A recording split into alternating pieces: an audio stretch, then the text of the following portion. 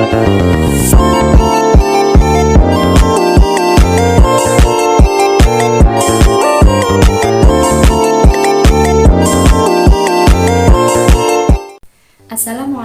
warahmatullahi wabarakatuh. Perkenalkan, nama saya Nida Fatin Barunisa dengan NIM 710142213 dari Prodi Pendidikan Akuntansi Angkatan 22 Rambel A. Tujuan dari pembuatan video ini untuk memenuhi ujian tengah semester mata kuliah Desain dan Strategi Pembelajaran. Dalam melaksanakan kegiatan belajar mengajar di kelas, seorang guru Audio Jungle. belajar yang tepat. Tujuan dari pemilihan metode belajar yang tepat ini untuk mempermudah seorang guru dalam menyampaikan materi, sehingga peserta didik dapat mengolah materi dengan baik.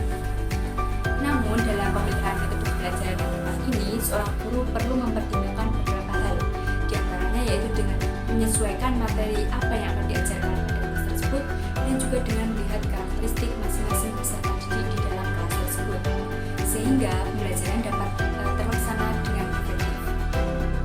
Jadi berbagai macam metode pembelajaran yang ada. Di sini saya akan menjelaskan metode pembelajaran Brainworks. Apa sih metode pembelajaran Brainworks itu? Simak video berikutnya ya. Oke, sebelum saya jelaskan lebih jauh mengenai metode pembelajaran Brainworks, akan saya jelaskan terlebih dahulu mengenai definisi dari Brainworks itu sendiri. Jadi, Brainworks dari kata brain artinya otak, sedangkan dalam kata works artinya membersihkan otak. Jika diartikan dalam bahasa Indonesia, Brainworks artinya pembersihan otak. Nah, sekarang apa sih metode pembelajaran Brainworks itu sendiri? Jadi, metode pembelajaran Brainworks dapat didefinisikan sebagai metode pembelajaran yang akan memunculkan ide-ide baru dengan refresh atau membuang pikiran negatif peserta didik sehingga dapat menciptakan ide-ide baru yang kreatif dan juga inovatif. Metode Brainworks ini bisa dibilang sebagai metode yang cukup praktis untuk menghasilkan ide kreatif dalam waktu yang lebih singkat. Yang selanjutnya yaitu mengenai latar belakang metode pembelajaran Brainworks. Jadi, metode pembelajaran Brainworks ini pada awalnya dikembangkan oleh GSK pada tahun 1979, di mana metode ini dijadikan sebagai tempat untuk mengeluarkan gagasan yang dipikirkan, kemudian mengutarakan gagasan yang sudah ada pada sebelumnya. Namun, metode Brainworks ini jangan digunakan untuk menyingkirkan gagasan konvensional ya teman-teman. Nah, gagasan konvensional itu apa sih? Jadi, gagasan konvensional ini maksudnya adalah gagasan yang sifatnya itu adat istiadat atau kebiasaan yang masih digunakan. Jadi, kalau untuk gagasan konvensional ini, pada penerapan metode ini jangan disingkirkan ya. Nah, metode Brainworks ini sama dengan metode 6-3-5, tetapi tidak terstruktur. Metode 6-3-5 adalah teknik brainstorming, tetapi tidak struktur, yang tujuannya untuk membantu proses inovasi dengan merangsang kreativitas yang dikembangkan oleh Brainworks sendiri. Nah, sekarang apa sih tujuan menggunakan metode pembelajaran Brainworks ini?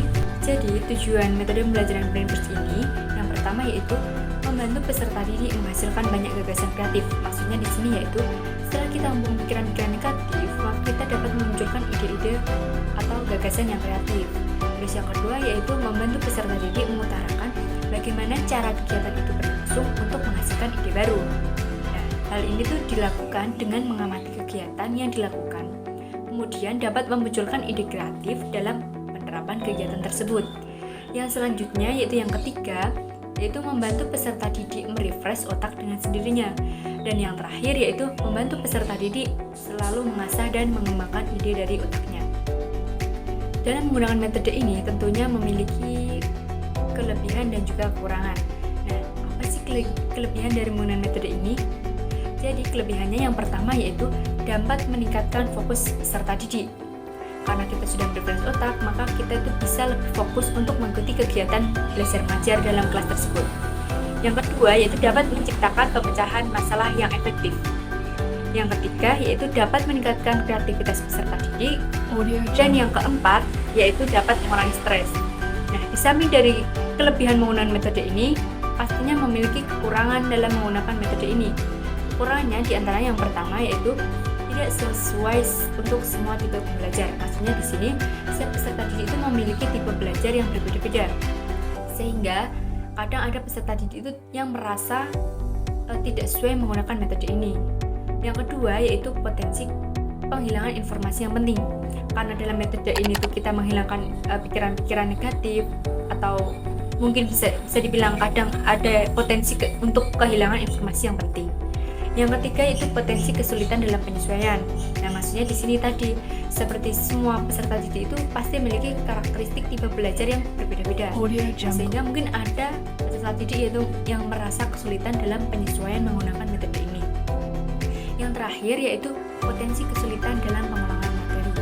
Yang selanjutnya yaitu langkah penerapan atau sintaks dari metode pembelajaran Brainfuls. Yang pertama yaitu guru menjelaskan materi, kemudian guru membentuk peserta didik ke dalam kelompok kecil yang berisikan 4-7 orang. Nah, dalam hal ini saya akan menjelaskan materi ekonomi makro tentang pengangguran.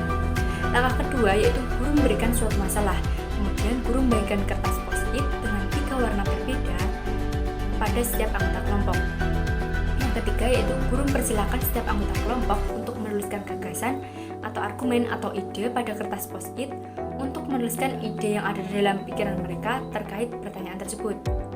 Langkah keempat yaitu setelah setiap kelompok menuliskan ide pada kertas post-it, kemudian berikan kertas post-it itu pada teman sebelah kanannya untuk diberikan masukan ide baru.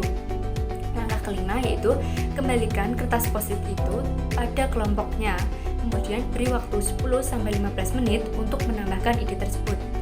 Nah, pada langkah ini kelompok sebelumnya itu membaca ide dari temannya, kemudian diberi pertimbangan dan tujuannya untuk merangsang pikiran mereka dengan gagasan atau ide baru.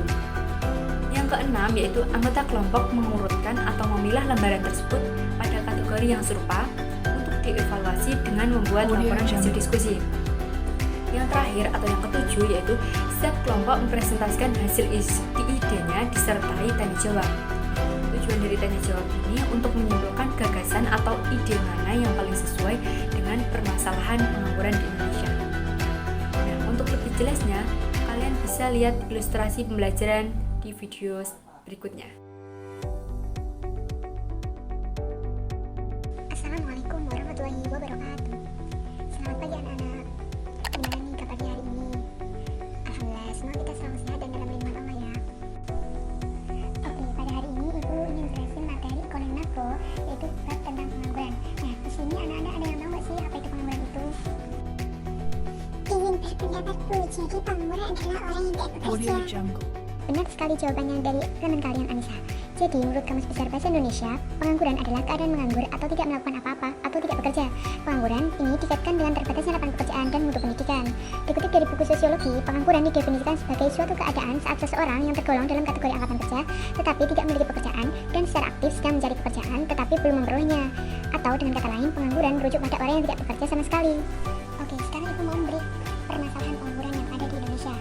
Jadi, dalam laporan tertulis Organization for Economic Cooperation and Development atau OECD forecast untuk tahun 2020, tingkat pengangguran pada tahun 2020 lebih tinggi dari krisis tahun 2008. OECD mencatat tingkat pengangguran pada Februari 2020 sebesar 5,2%. Kemudian pada Mei 2020 terjadi peningkatan menjadi 8,4%. Nah, analisislah faktor penyebab pengangguran pada data tersebut dan berikan solusinya. Nah, untuk membahas permasalahan tersebut, Ibu ingin membentuk kalian ke dalam beberapa kelompok. Nah, jadi kelompok ini akan berisi 4-7 orang. Karena sudah dibagikan ke beberapa kelompok, sekarang Ibu ingin membagikan kertas post-it.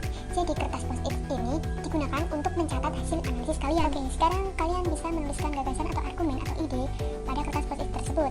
Kalian bebas menuliskan apapun yang ada di otak kalian atau yang ada dalam pikiran terkait dari analisis pertanyaan tersebut. Anak-anak, sudah selesaikan untuk menuliskan hasil dari analisis kalian? Jika sudah selesai, kemudian berikan kertas kalian pada teman sebelah kanan kalian. Nah, hal ini tujuannya untuk memberikan tambahan ide atau tambahan argumen dari teman-teman kalian. Oke, setelah teman kalian menuliskan ide pada kertas kelompok tersebut, kemudian kembalikan kertas post-it tersebut pada anggota kelompok asalnya. Kemudian Ibu beri waktu 10-15 menit untuk kelompok asal menambahkan ide tersebut atau mempertimbangkan dari ide teman kalian. Karena waktunya sudah habis. Sekarang kalian dalam setiap kelompok harus mengurutkan atau memilah lembaran manakah yang masuk pada kategori serupa, kemudian dievaluasi dan membuat laporan hasil diskusi ya.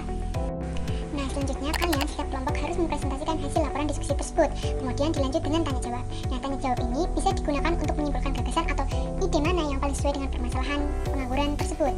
Nah, dimulai untuk kelompok 1 bisa masuk ke depan untuk mempresentasikan hasil diskusinya dan dilanjutkan oleh kelompok lainnya Audio Jungle.